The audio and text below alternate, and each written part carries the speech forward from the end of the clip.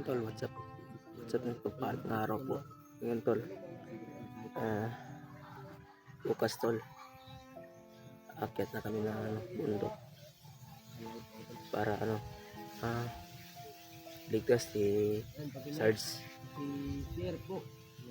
Kasama ko aakyat bukas tol si Latski.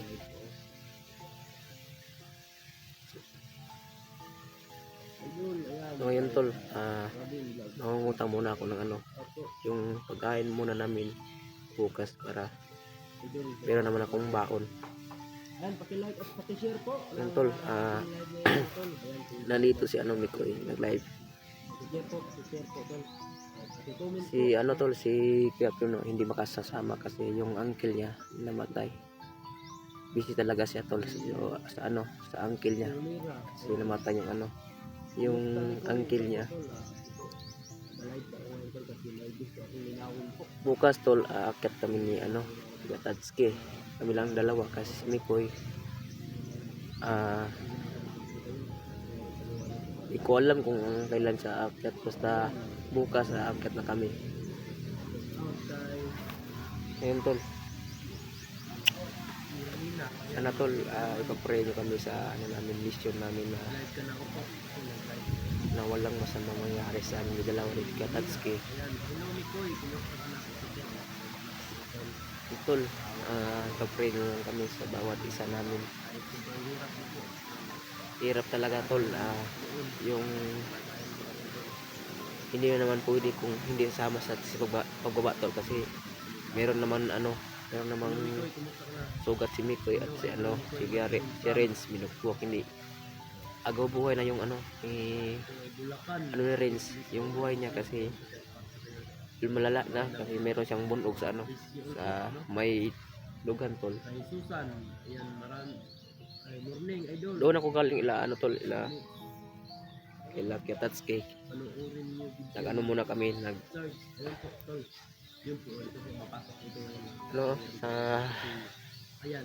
nagplano muna kami kanina kasi baka hindi ko alam kung kailan kami baka yung sinasabi niya kanina bukas talaga yung namin yung aakyat.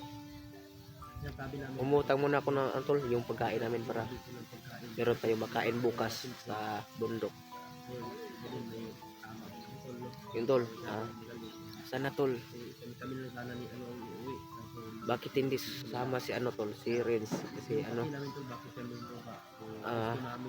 magpahinga muna siya konti kasi meron siyang mga bunog sa mga kalawasan.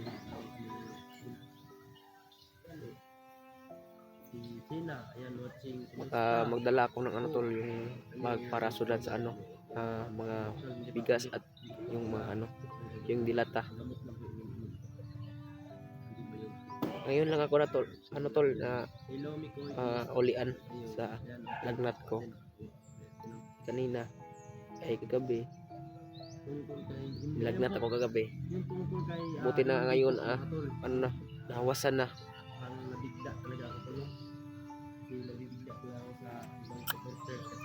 Ayun tol, ito lang ay yung yung video ko kasi ngayon lang ako dumating kasi doon ako galing ila Renz. Hindi ako nagpag video ila Renz kasi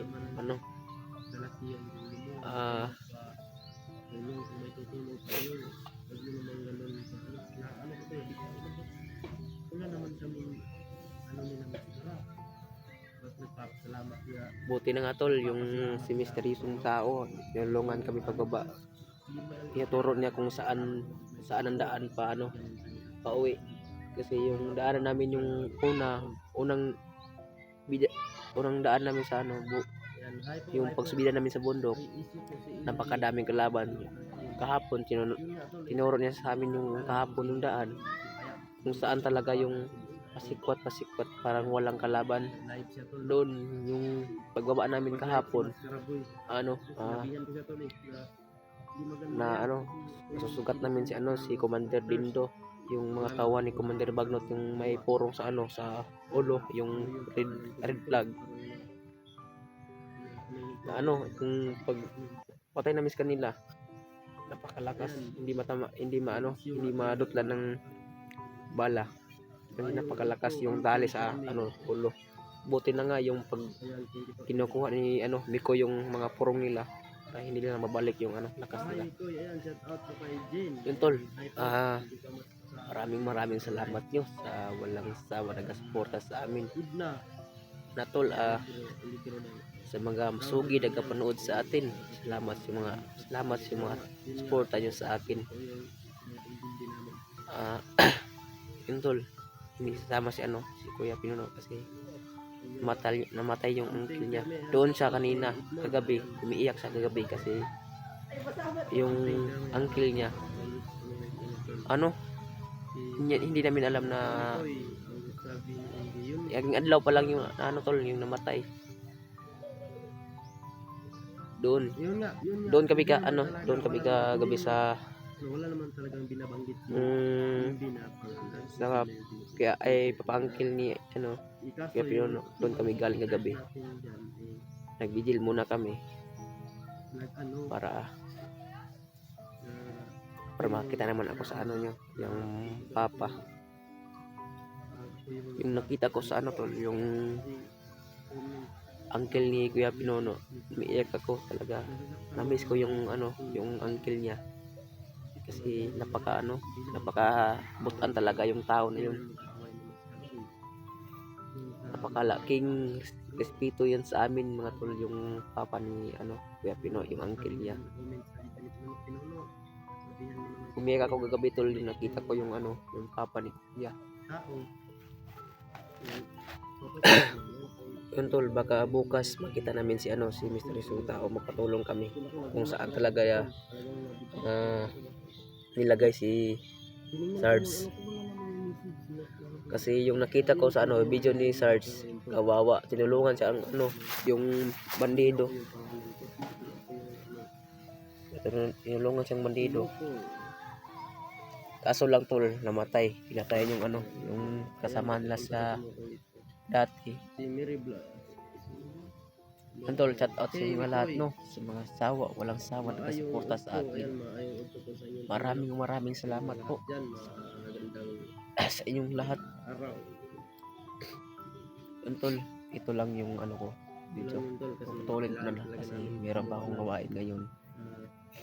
Maghanda ako ng yung mga damit ko at yung mga pagkain. Umutang muna ako ng yung mga pagkain namin para bukas.